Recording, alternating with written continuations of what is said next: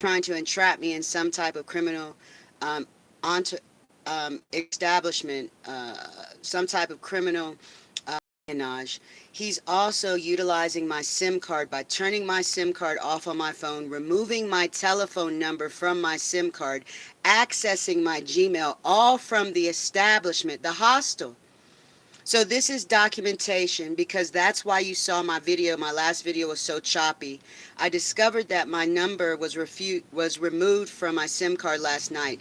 And then he tried to make my speech look like it was an interactive talk between him. So therefore, people who are calling me, my calls are more than likely going to his telephone and he's utilizing AI to pretend to be me. That is dangerous, especially when you're a criminal involved in human trafficking, pedophilia, or some type of corruption that involves human bodies, minds, and souls.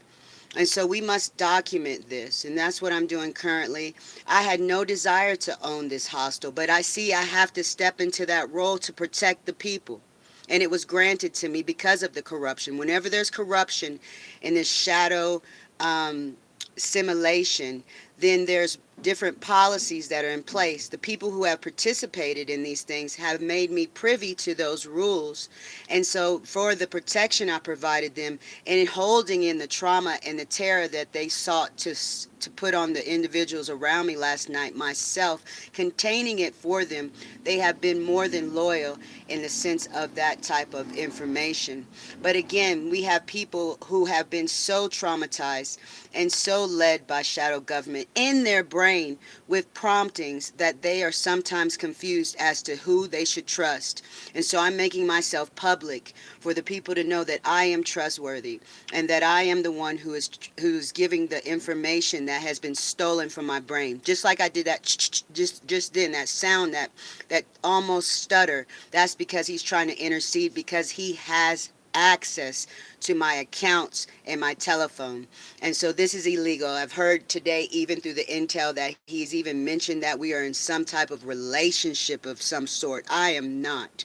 I am a lesbian and I am a sovereign citizen of the globe.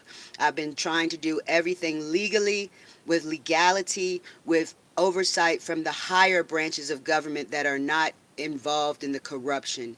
I've been more than honest about my involvement being a non-involvement, but more so an ambush. So these are the things I'm updating the community about as we continue to stand strong against the tyranny and the lack of oversight from local government police, and what we need to do in order to bring back some sense of safety for the women and the elderly in our communities. Thank you so much.